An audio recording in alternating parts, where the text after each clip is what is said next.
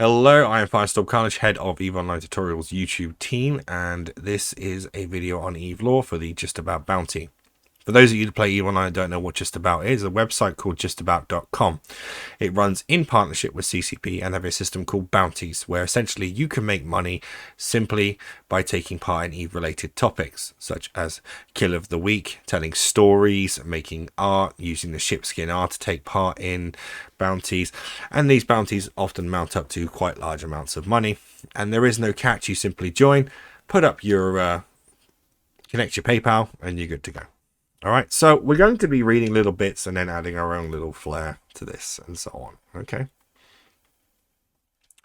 So EVE lore, how it started on the grand scale of things, is that in the year AD 7987, roughly 15,000 years ago, the EVE universe, as it was at the time, was plagued with strife. Planets, it was, a lack of natural resources, food, conflict going on. Not unlike our own planet Earth at this present time in our history. And it was at this point that, against this backdrop, that explorers on the astral frontier chanced to witness the opening of a natural wormhole. Not long after, compelled by their dire circumstances, a team of scientists and specialists from several nations mounted the first manned expeditions through the portal. Now, on the other side of the wormhole, several worlds lay ripe for the taking and habitable. Within a few years of this wormhole opening, all of humankind's spacefaring nations had sent settlers through the wormhole.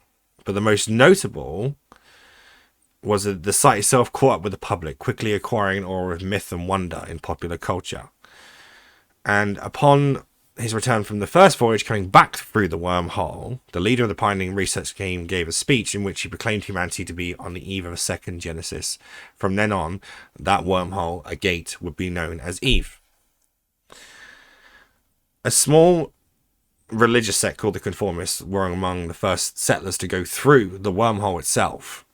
And in a historic interview, the leader, Dano Ginnock, christened the system behind the wormhole New Eden. However, it was given an official name of CMS-48, but Ginnock's moniker captured the imagination of a common man.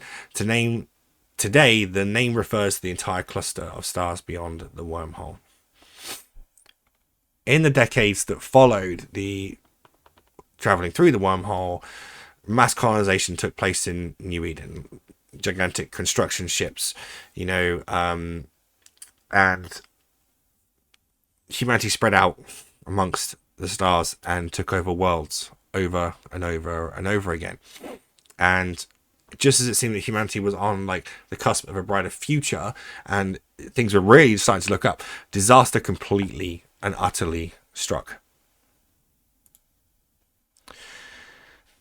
On the 20th of February in the year AD 8061, 72 years after it was first glimpsed by eager eyes, the New Eden sun bore witness to one of the greatest catastrophes in the history of mankind. Shortly after midnight, making a routine run around the perimeter of the EVE gate, a patrol ship reported sighting strange phenomena surrounding the wormhole. Small pockets of gravitational fluctuation buffeted the ships, while its sensor systems and navigation equipment suffered sporadic interference. Not long after that, a deafening hiss overtook the communications channel of every ship in the immediate vicinity. As the hiss grew to a pitched scream, the gravitational forces around the wormhole began to swell to a single point. Seconds later, a cataclysmic blast of energy spiraled out from the tunnel, annihilating everything in its path. At that point, the wormhole collapsed, forever sealing off EVE from New Eden, essentially. Thus began the dark ages of EVE's history, and it was that without supplies from the home world, what was left was what was left. And in the years that followed, rioting, civil war racked the colonies. It was conflict and starvation claimed the lives of vital experts who left no successors to their knowledge. terraformer operations with a lack of fuel and ability stopped dead in their tracks, and substance became the standard. Progress was rendered a distant dream. Separate worlds lost contact, and eventually their memories of each other vanished beyond the veil of time. And one by one, the majority of New Eden's fledgling colonies marched quietly into an unhallowed extinction. But yet, a few managed to hang on.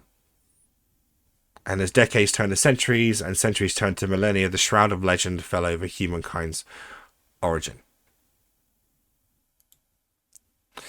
And this is where we need to move the camera, unfortunately. Simply because of, this. So we're going to just move it over there. Unfortunately, I couldn't find any way of doing this during the video. As time went on and colonies began to form their own mini empires within their own solar systems, the empires began to emerge from these essentially mini empires to what we have today: the Caldari, the Amar, the Galante, and the Minmatar. These four main empires essentially immediately began to go to war with each other, and conflict was rife, death was rife, genocide was rife. Essentially, New Eden turned into a battlefield until the lines were eventually drawn to what we have today. And now the fighting goes more along economic and military threatening and political lines now within the empires against each other, that ranges down into low security space and somewhat into null space, but mostly within empire it's posturing and so on. And as these empires rose, the Capsuleer thing became a thing, and as much as New Eden is a grim universe and as well as a beautiful one, it is fraught with danger. It is rich with opportunity, and the risks often match the rewards. But these four empires survived the initial dark age of the history of EVE Online, and I think that's pretty cool as way the story goes. There's much more lore, but that's the basic start of how New Eden was formed and how our world was formed. So there we have it. The lore. Subscribe.